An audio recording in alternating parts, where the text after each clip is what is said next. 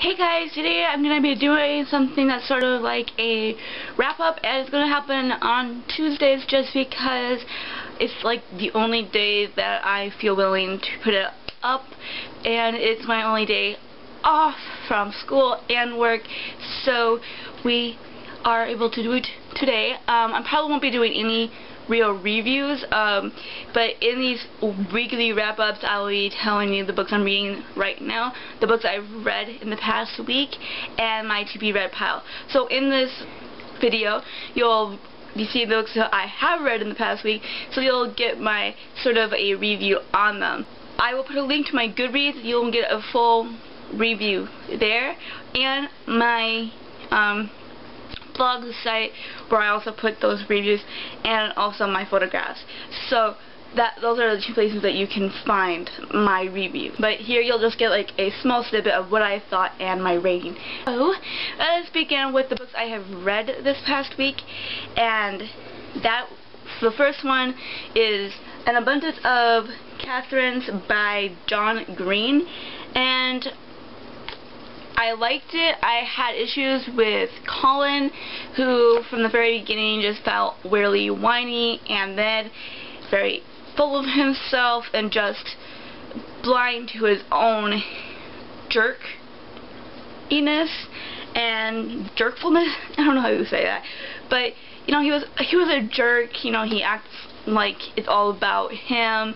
He doesn't really understand that, you know, a lot of the issues with the fact that he's being broken up by these girls it's him. A lot of it is because of him, and I don't know, it was really a turn off that the main character was somebody I just didn't like, but the side characters, especially Hassan, his best friend, was amazing. I loved Hassan. He was so funny, sharp remarks and everything, and I did find myself accepting Colin in the middle of the book, and I finally, you know, I was like, yes, there's a turning point for him, and so that was redemption for this book, that Colin did finally have a turning point.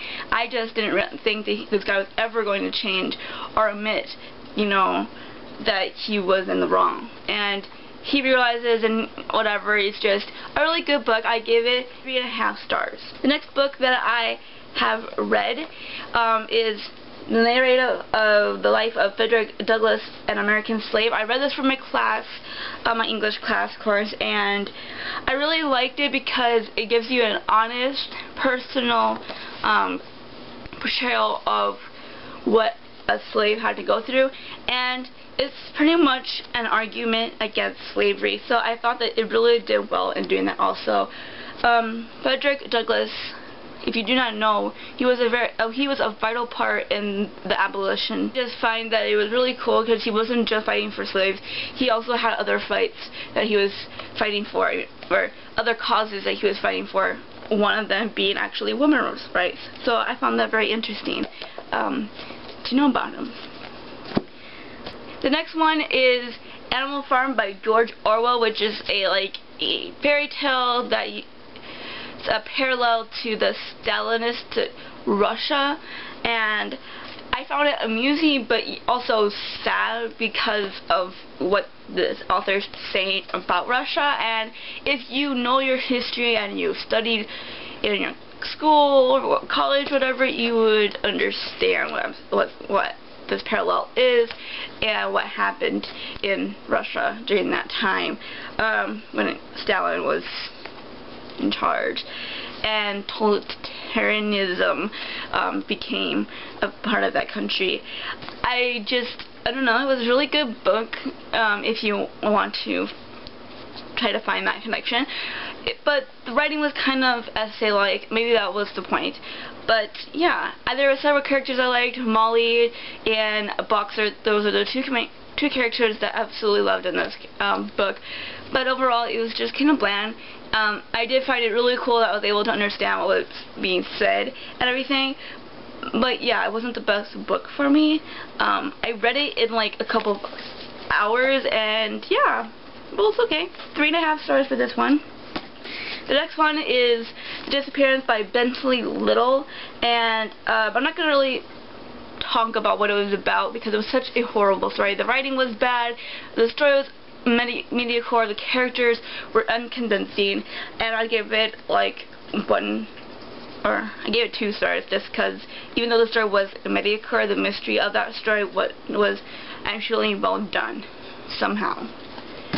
And then the next one is Sophies World by Justin Garter, and this is about philosophy. And so this whole book, I didn't really finish it just because the book was boring, it was dry, it felt like it was a teacher talking to a student, and he is a teacher, so I kind of understood that. Also, he just didn't know how to write in the right age group.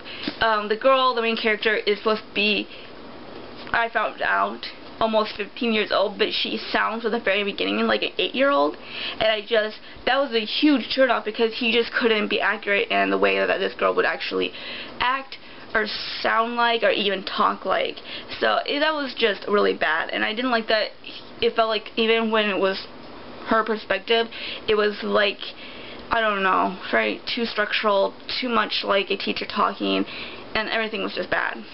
The last book that I have read in the past week, not really, I just wanted to add this in, is Karenina by Leo Tolstoy. It's because I feel like I have to, because I took so long to read this, and it's a massive book, and this is just, it was horrible, I'm sorry. It's just, Anna, you know, she turns from a very sensible person to a very whiny, jealous, almost crazed person, and Fransky, the player, he becomes obsessed. It's all very sudden, and the writing is just very detailed. He talks on the most smallest detail, and it takes for like 5 pages just to get to the point or to understand why he was talking about that. It was just like, oh, okay, get on with it. And the only character that I really liked was not Leo Tolstoy, but Levin, who is based off of Leo Tolstoy, and he was even a little bit weird for me at times. And then there's Kitty, who I also liked, but she wasn't that big of a character or even that big of a deal. So it's just not that great for me. So now let's talk about the books I am currently reading. And the first one is for school, and I just started it. It's The Other Westmore, One Name, Two Fates by Westmore. It's a nonfiction, and I'm really excited to get into this. I only read the introduction just to get a clue of what this book was going to be about, and just to get a head start. And I really find this interesting. You know, these 2 guys have the same names, and their lives, they live in on the same blogs, they have the same name, but their lives go in very different directions. And when the Westmore who's writing this book finds out about the other Westmore, he wants to get to know this person. He's in jail, and this whole story is based off of his discoveries and his, you know. So the next book that I am currently reading is Me and Earl and the Dying Girl, and basically it's about Greg, Earl, and Rachel. Greg is kind of like,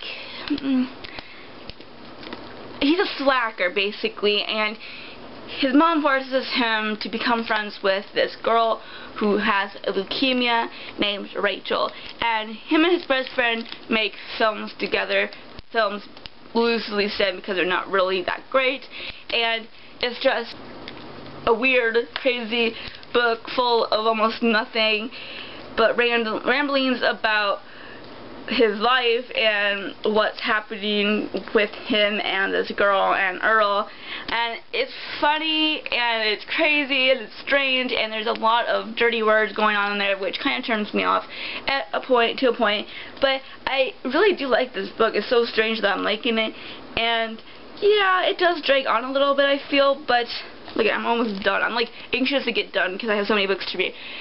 This is a library book, so I'm trying to finish my library books, and so, but it's such a great book. I'm loving it. I don't know, it's so strange because you just don't feel like there's a lot being really said in it, but it's just so funny at the same time. The next thing is we're going to be talking about my to-be-read pile. I'm just going to go as quickly as possible through it. The first book I'm going to be reading for class is In Cold Blood by Truman Capote. The next pile is going to be my library books. One Day by David Nicholas. Juliet Naked by Nick Hornby. Lone Wolf by Jodie Picoult. She's IQ 84 by Haruki Murakami. And then the books I'm going to be reading for when that I actually bought myself. To Kill a Mockingbird by Harper Lee. Shiver by Maggie Stipater. Uncle Tom's Cabin by Harriet Beecher Stowe. The Selected Poems of Robert Frost. The Flight of Gemma Hardy by Margaret Lipsey. The Litigator by John Grisham. Hush Hush by Becca Fitzpatrick. The Hunchback of Notre Dame by Victor Hugo. The Castaway by Ellen Hilderbrand.